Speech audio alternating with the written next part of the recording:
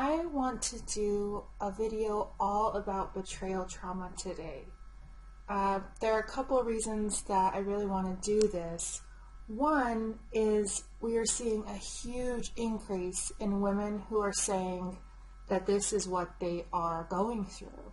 And a lot of women are saying that they didn't know what was going on before, they've been misdiagnosed, they're not getting the treatment that they need, or a lot of other reasons why they're like, hey, this is really something that I need and not something that has been treated before. And the other reason that I really want to talk about this is it's not super well known right now. So it's gaining some traction, and a lot of research is coming out showing us what betrayal trauma looks like and kind of really letting us know more about what's going on and how to best treat it. But it's still a little bit unknown, so a lot of people don't know that's what they're suffering from. So today I want to really talk about what betrayal trauma is. I want to help us understand it a little bit more, and then talk through some of the symptoms and what it feels like and what it really looks like and what women are saying who are going through this. So the goal of this really is to get a better understanding of what betrayal trauma is, and then also help you to know if this is something you're really going through, and if so, kind of what you can do about it. So that's kind of my goal for today. So typically the betrayal trauma that we see most occurs in women coming to us saying that their male partner did something really serious and they just found out about it. So this doesn't mean that it's always the woman. I work with men who have betrayal trauma as well, but it's typically the woman that we see most often. But that doesn't mean that's always the case. It can occur in any relationship, and it can happen to anyone. But in this video, I'll refer sometimes to women just because that's who the research is done mostly on. So that's who we can speak to for sure. But this definitely occurs in men as well. And, in men by their male partner, females by their female partner, all of that. So I just want to clear that up first. So betrayal trauma typically is sexual betrayal trauma. So this is a spouse finding out that their partner has been cheating on them for years, or finding out that your partner has been hiding a really intense porn habit, or finding out that your partner has been soliciting people online or really into chat rooms, or that kind of thing is typically what we see this betrayal from. So it's typically something in the betrayal world, and it can be actually meeting up with people or not. The trauma can really affect you either way, even if your partner is looking at things online and not actually meeting up with people. There's still some intense trauma and betrayal there. But it's usually that that person has been keeping a secret from you for a long time. And often you find out, and that trauma of finding out is one of the things that's sort of relived and rehashed. But also all of the other thoughts of like, oh, I should have known this, or that's what was really happening at that point. So all of those things can be really traumatic. And the other thing that we find is that the disclosures, so the disclosures, kind of the therapeutic term for what we call it when someone kind of confesses or you find out what's going on, those typically don't happen all at once. So often the partner is finding things out, in pieces, and every piece is really, really traumatic and painful. So it's not like ripping off the Band-Aid and we have all the information and it hurts so bad, but at least we have it all. That's typically not what we see. Usually we see it pieces at a time, and every piece of that is painful. It's like prolonged trauma, and often just when the partner thinks like, oh, okay, well, this is terrible, but now I know, they often find out something else, that's another layer, or another partner or something. So it's really painful, and it's really ugly, and a lot of people are suffering severely and not getting the treatment that they need for this. And it is possible to get through this, and it's possible to treat this, but we have to know what it is and know what we're working with to be able to really do that. And that's why I'm really passionate about this work, because you can feel better and you can get help, and you probably have been suffering for a long, long time. So we really need to kind of get the word out there and really help people understand what's going on for them. And I really want to drive home that often this can make us feel crazy and like there's something wrong with us, but that's just not true. You're not crazy. There's nothing wrong with you. You're traumatized, and trauma shows up in really painful ways.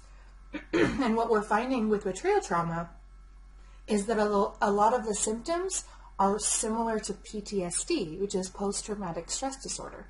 And a lot of those symptoms are really severe and really painful, and that is what we're seeing with betrayal trauma. So being betrayed by a partner can really give you similar symptoms to PTSD, and PTSD is what a lot of veterans come back with, or people who have been assaulted, or people who have been through really, really awful situations. That's what they have. So this can really give you that level of symptoms. That's how intense this is. So that's really kind of shows how big of a deal this is, and shows, why we want to help people work through this. And what we're finding through a lot of our kind of outreach and the videos that we're shooting is that a lot of men have these issues with sexual issues, or issues with pornography, but a lot of times it's the women that are searching, that are trying to help their partners, and that are trying to fix this and find some answers. And often those women need just as much help as the men because of what they've gone through in this process. And that's also a thing that I hear often from my clients, is that they've been trying to search for answers for so long, and often the people that they go to will say, well, this is your partner's problem. They need to work through it. You're fine. And it's true that their partner needs help, and a lot of help, but it's also true that they have some serious issues that they need help with, they need support with, and that they need to process through, because they legitimately have been traumatized. So if you've heard that, if that sounds familiar, that's really common with this. And it's true that your partner needs help, and they need serious help, and they need help now, but you also need help. So often that means you each are getting individual help for what is affecting you, and what you need to work through as an individual, and then also couples help to help you come back together if you decide to work through the relationship, and if that's the route that you take. So that's what we're seeing often. So that's a little bit about kind of what betrayal trauma is and how we're seeing it show up. Now I want to get into some of the symptoms, because there's a lot of symptoms and a lot of things that are really painful and really awful. And so I want to get into those a little bit and just kind of go through sort of what those feel like. So if you are looking at this list, or you're listening to this and you're like, oh my God, that's me, then you may be traumatized, and you may need some help and some support.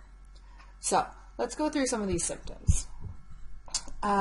The first symptom that I want to talk about is feeling unsafe. So this is something that we see so often, and it's a component of PTSD as well.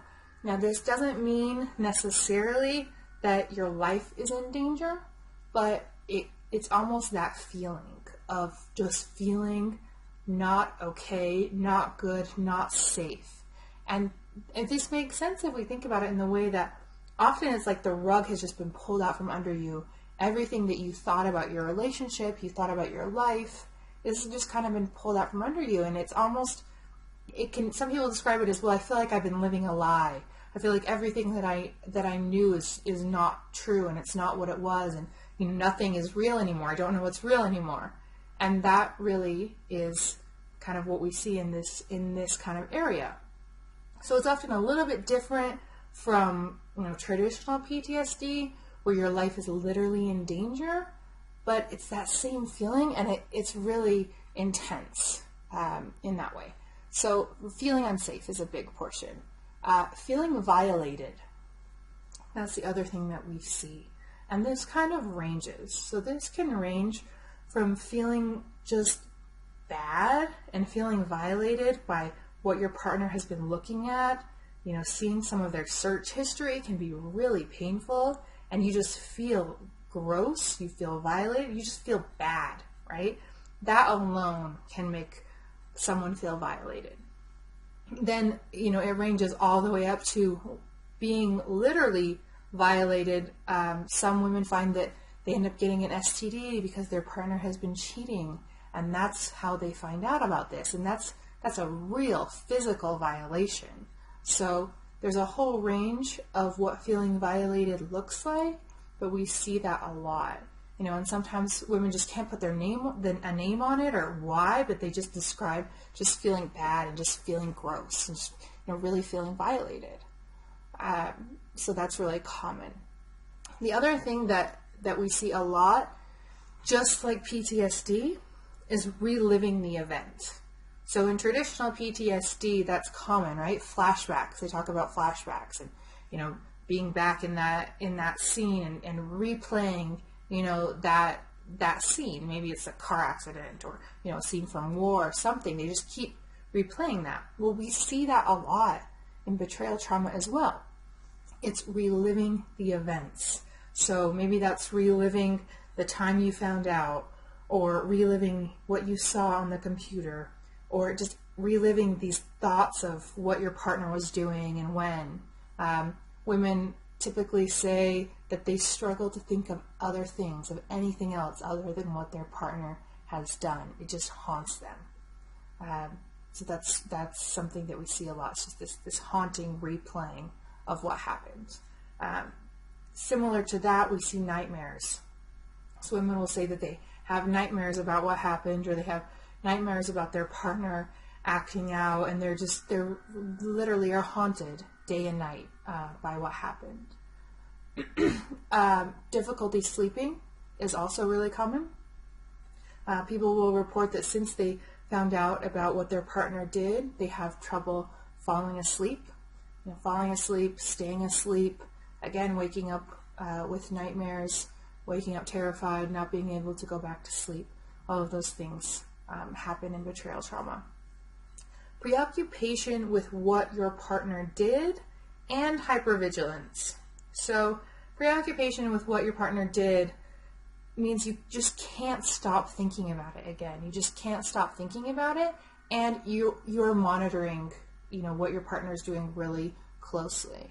And that can often be kind of an issue of conflict. You know, maybe they're saying like, hey, I've told you everything, or hey, like, you've seen everything, you know, why can't you let it go, right? But you can't let it go because trust hasn't been rebuilt yet, and that's your whole focus, that's your whole world now, is trying to like monitor and see what's going on, and you're so worried about being hurt again that really takes over. And that's a big focus for people, is what they're doing and trying to, you know, figure out what they're doing, what they've done, what they're going to do, all of that. So that's a big one. Fear is huge. Just this huge looming fear of what's going to happen, what did happen, what will happen to you. Just this looming fear and anger and sadness. You know, it's almost like this cloud has come, you know, on your life, and it just won't go away. It's just this looming shadow in your life. With anger, people often say that they just feel increasingly angry with their partner. You know, they're angrily reacting with anger all the time, and it's not getting better. They just have this fire and this anger that they just can't get rid of in regards to their partner. We also can see anxiety and depression show up. So these are often also misdiagnosed. So a lot of people will come to me and they've been diagnosed with, you know, depression or an anxiety disorder or bipolar disorder, because a lot of the symptoms are similar in betrayal trauma and in trauma and in those things. So we can see depression and anxiety symptoms, but the mood issues that you're having and the preoccupation and the thoughts and the anxiety and all of those things, those aren't a separate issue. Those aren't your issue. Those are directly due to what happened.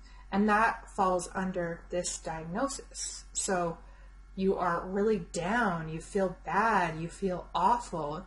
You feel like, your life has completely changed. And you just feel anxious and caught up in all of these emotions and these thoughts. And again, that's not you. That's not a chemical imbalance within you. That is due to what you're going through and what you're feeling. And all of these things are a natural response to being traumatized. So it's really important that if this is what you're going through, that you get help for this, and that you're not just being medicated for this other symptom and then not working through the root and not really getting help for what's really going on. Because if you don't get that, then you can't really work through it. It's kind of putting on a Band-Aid on something and not really healing it, not really working to kind of heal it, get under there, clean out the wound, work through it. That's really what we need to do, not just kind of put a Band-Aid that's not really helping on this. So depression and anxiety can show up for sure. And just like a lot of kind of depression symptoms, we see things like feeling uncomfortable in social situations. So people will report that when they're in public or they're in social situations, they just feel like they don't belong anymore and they don't want to be there. And similar to that, they avoid things that they used to like. So people will say, I just don't feel like doing those things anymore. I just don't feel like doing the things that I enjoyed anymore. It's like the happiness has been kind of snapped out of you, and you just don't feel enjoyment or pleasure out of things you used to enjoy anymore. So we see that a lot, and that really is due to what you went through again. So the other one that's a huge one is difficulty avoiding sexual activity with your partner. So difficulty engaging in sexual activity with your partner or avoidance. A lot of people will say, since learning about this, I just try to avoid sex with my partner as much as possible. Or people will say, I try, but it's just really hard for me to engage in any sort of sexual activity with my partner. And this is one that I may shoot a separate video on specifically, because this is a huge one, especially if you're trying to work through things with your partner. And a lot of the research has shown that when we are traumatized in this way, certain things in our brain and our body shut down, and arousal is one of those things. So it's literally like we close off to that. We close off to that, to wanting that, to engaging in that at all with this person who hurt us. So this can be a really big one to work through if you decide to stay with your partner, and you want to work through it with them. And there's so much emotion around that with them. Like, you've been hurt in this way, right? You've been hurt in this way. You've been betrayed sexually. It's really hard to engage in sexual activity with your partner again. And there's a lot of other things that go into that, and a lot of emotions in this. And some of the other ones that sort of play into this, and women report feeling so mixed and so confused and conflicted about this, because they feel angry and they feel grossed out and they're so mad, but they also have these feelings of feeling guilty, feeling not good enough, feeling like, well, if I would just give him what he wanted, then he wouldn't go out and seek it elsewhere, right? These are the kind of things that we hear, so they're so conflicting. And a lot of those are just not true, and they're just using those to kind of to beat you up more and make you feel worse about this and put this on you when this is not your fault. This is not your problem. You can't take responsibility for someone else's negative behavior. But those kind of emotional things, we hear those a lot. Okay, so things like feeling like this is your fault, feeling like you're not good enough. So people will say, I feel like my partner acts out because I'm not good enough. And that's such a painful, loaded, awful thing to feel. And that's one of the things that I really like to work with people on, because you can make so much progress on that, and you can feel so much better about yourself if you learn to work through that self-blame and that pain and that guilt that you're carrying.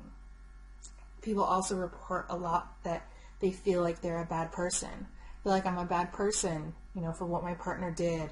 Feel like there must be something wrong with me, because why would they do this, or why would this be happening to me, right? So those are a lot of self-blaming statements, and those just bring you down.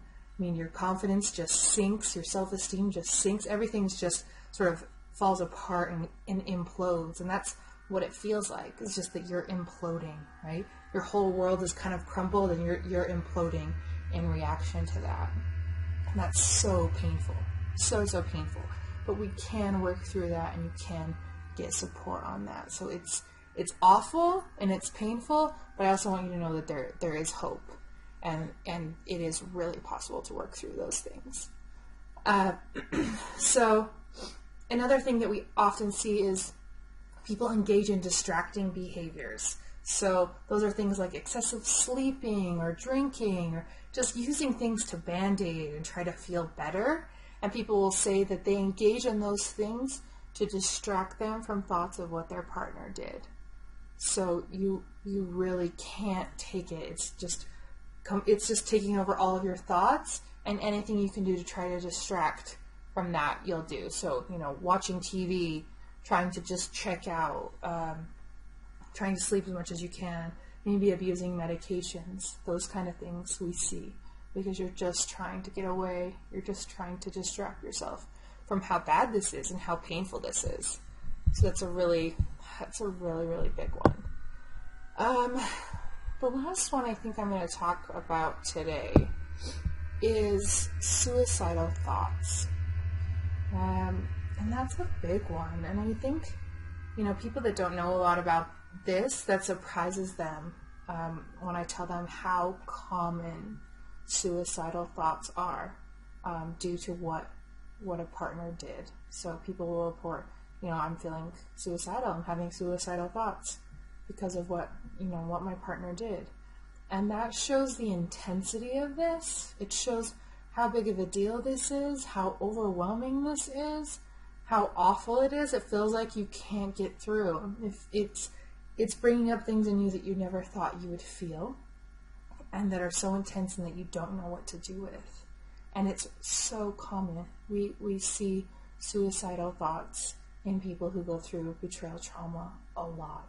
So if that's something that's come up for you, you're not alone. Again, you're not crazy.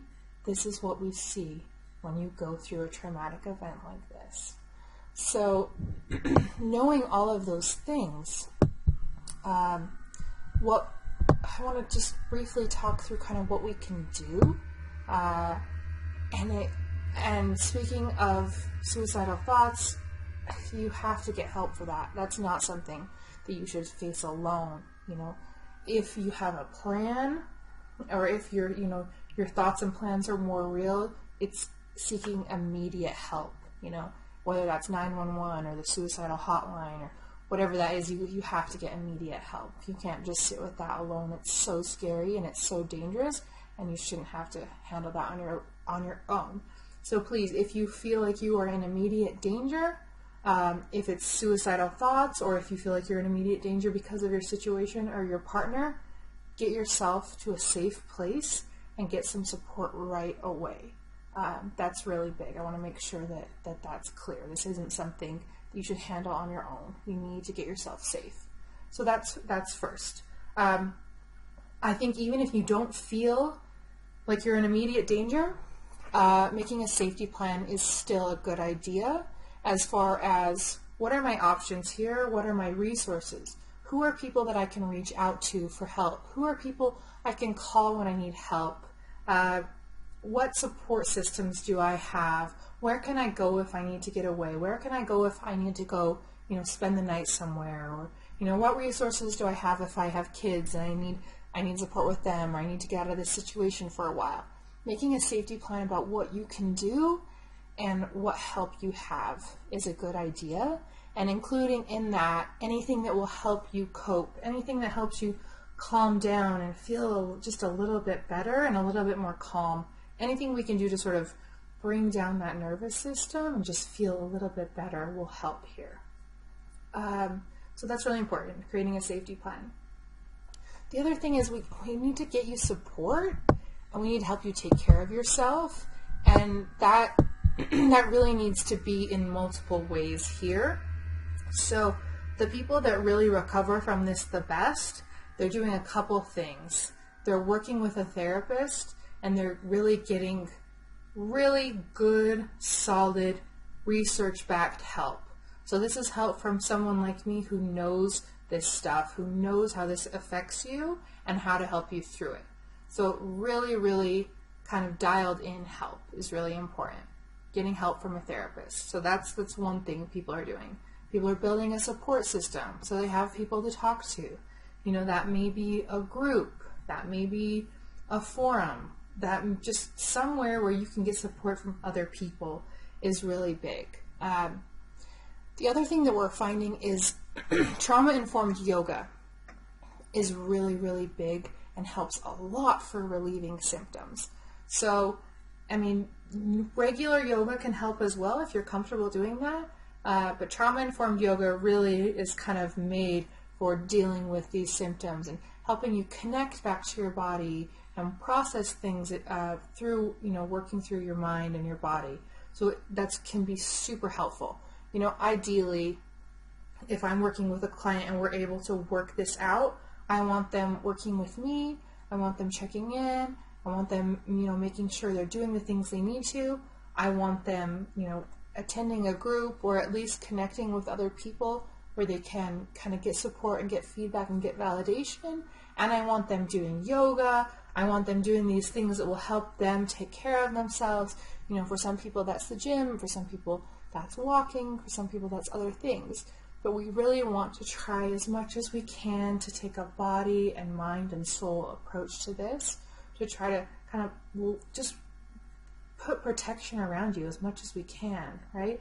Feel so broken and so overwhelmed with this stuff that we really want to surround you with as much love and help and support and validation and protection as we can with this. And that's the way that you're going to feel the most whole again. Slowly start to feel whole and slowly start to feel happy, slowly start to feel confident.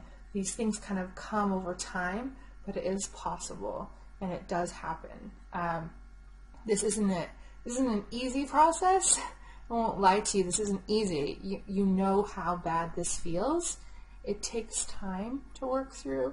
It takes work. It takes tears. It takes pain, but it is possible. It's very, very possible. So please reach out to me if you have more questions or if you need support on this. I'm happy to help you. Please comment with any questions or comments on this video as well. I'm happy to answer any questions that you have. I also have a handout that I created that has some of this information on it. So if you want that, please contact us and send us your email, and we are more than happy to get that to you as well. We want to help you feel better. That's the whole goal of this. We want to help you feel that there is hope again. There is hope again. There's people out there that understand what's going on for you and that care about you and that want you to feel better. So if any of these resonated with you, know that this is trauma. This is trauma symptoms. And again, you are not crazy. You are not crazy. You are not alone. And this is not your fault. So please get the support you need and work through this. And we are here for you.